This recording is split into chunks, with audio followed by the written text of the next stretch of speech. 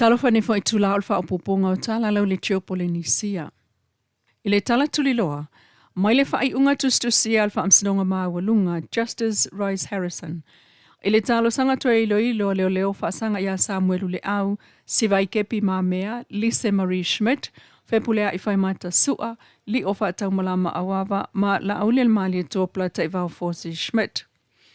O le mata upule sili el masina malvaya so talo na umo na laule I unga, a le whaamasinonga whaaitu malo. Ai whatu a whaila tul tal sanga tua ilo pole a pili a loia ia fui mono se fo ainu u. Matongia I whawhue Justice Harrison ina ua oane I le asol whaamsinonga mata uatu e leli ilo ia e ana le apili. E le aise whaatonunga aloa I o ia. Po se tusi pe tu ungutu atu fo I mai leo e toe apili le whai unga le whaamsinonga whaitu malo. Mata ua Justice Harrison ila na whai unga tustusia. Tu salava pena ia se whaatonunga leo mo leli ilo ia ia ainu u. E na te whaalea ngā ina laval tal sanga. Awai tu sai malvaenga tasi whawhitol tu la fono solinga tu la fono lua o ta siono. O le ofiso le lo ia sili o iai le malo si anga. E whaia le whaai unga e whaatangai se apili whaasanga. I se whaai unga le whaamsinonga whaai tu malo. Ma ele iai se apili le ofiso le lo ia sili. Whaasanga i le whaai unga le mta upule ia aparila lua o luono. Malangolango ai ele whaamasino. Le tala le lo ia na tu lai mo swafa o ta wailunga. E le ise anga wa afa al tula fono leo po se isi tu e vanga na il ofiso le loia sili. E mawhai o na whaia se apili whaasanga i le whai unga le whaamsinonga whai tu malo. Wafua i le whai unga e le talia talu le minga o le whaaslonga o ngā renga le whaamsinonga. Peitai, na watu fo e ainu u le isi tal sanga e ese mai I lalo le ingoa o le ala i le pule rimoni a yafi e ilo ai le whai unga le ofiso le loia sili. Na te le talia le toi ilo le whai unga le whaamsinonga whai tu malo. Matalo sanga I le tu po le tu ono o ta wailunga I whaalea o ngā le nā talo sanga mai a le ala I pule. O ta walumanga le whaamsinonga o le talo sanga le nā le ala I pule ua tuatu I le aso whao se tema. Aso wharai le talo se fulu le tai au ma ia ngata I le se fulu I tu lau fola sanga aloia e peona polo ia e Justice Harrison. O whaia so suenga a leo I le maliu whaafua sa I o le li ia o ngā sfulima tau sanga o whalalili. Ai I le taunu unga o le tātou sa I li ngā wamawai. E le o mamawa tu fo I le maliu whaafua sa I o le isi talavau o le I tu malo lavalea. I le awala lava e tasi. O le I tu malo le o whalalili o lo tele na asia e asia singa mai New Zealand ona o le avea tō tala o le mātango fie. O lona si o manga ma le leipu lea o ana atinae. Mo le saifua manuia o na tangata. Malato fsoswani atu ai foi a inga Samoa ala iana I lava au whainga ringa whawai taimi o lo avatu I New Zealand. Peitai o le lua vai aso talua I le na malanga mai ai foi sea o ngā mai New Zealand ma asia si atu I whale a lili. Mai sa mio fia whata si ai lava le li ua maliu. Ma se vaenga o teine o lea o ngā masi mai. Ma moli mawina I pu ngā ata sa whaia. I tala mai tonu. O le li ia onga lea sa wha manatu atu ia I le mataisi ni o le fioanga. Le ese o tu maanga nu wha New Zealand, maanga nu wha Samoa, e pei o le aua le latalata pe papai le tama I le teine.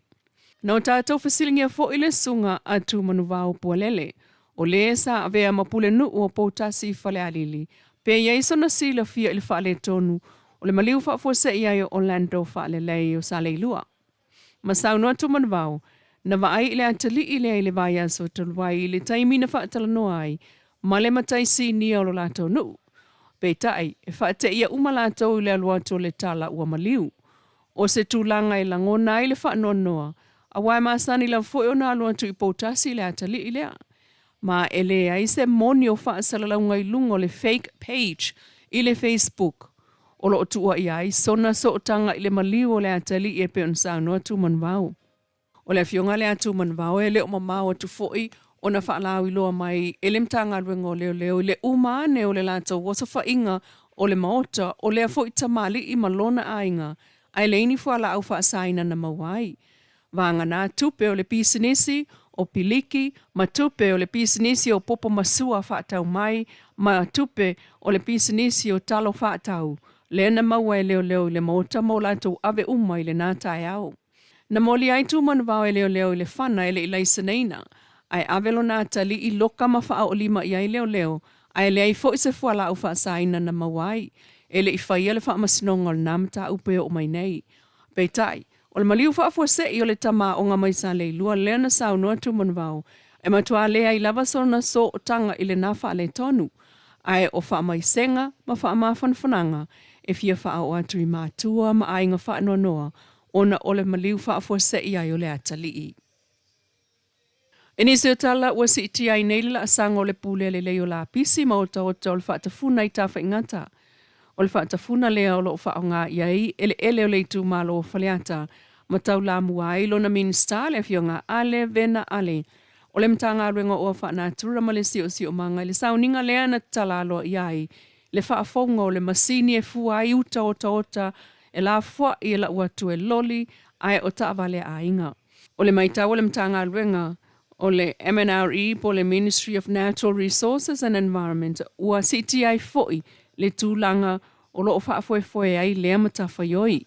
I le whaamaumawina o le au whai o la pisi o le asa mo le aso ai o le telefoi o ota la watu maona la asanga whaatupula ia. O se amana ia telele le soifua whaawa o Samoa molon si o manga o lo o apa mai e pel malo Japani I le tau la muai o lo na ofisa I Samoa le Chaika. I le whapaanga ma le SPREP, ai o isi whapaanga tina e, o lo o lato langolongoina le pūlea le leo la pisi Samoa. Tala turi loa o mai nei ua walu au kirikiti o le taamilsanga o le Mersina Festival o luono le o whaamawina mo se tema. O le Mersina Festival o le ngō FOU leo le te wila, le ena sa wai e mafuli lava hona sasa I le whaamanatuina o tū maanga nuu ai o Mersina Samoa mai ana mua. O ana siva, o ana tau mafa, o ta longa mana o loa ngosi. Ma whaawau mai ai lava le ta longa o le kirikiti Samoa. Ele I mawhai ona whaamuta ina ua ofi mai le kirikiti pālangi ma ave I ele whaataua. Peitai, o sao no le prestene o le asosi kirikiti Samoa, le sunga fiu siolo. O le asto na ia tai au e toi whelo I ita I o au le maketi sa le longa. Ma ta pena I lo le wha moe o le taamil sanga ia au kuso. Masa ili ele stampini o le Mersina Festival ia se tema. O le whelo inga muli lea a kapiteni, o wala awai fo im kapiteni o isi awe fia whaulu. Ia li matamaita e awa iane le whaatulanga ina o le taamil sanga. Le whai el maketi sa le longa il taewa tae au le tau leiva. Tala nao nei tula, mai lau le tio Polynesia.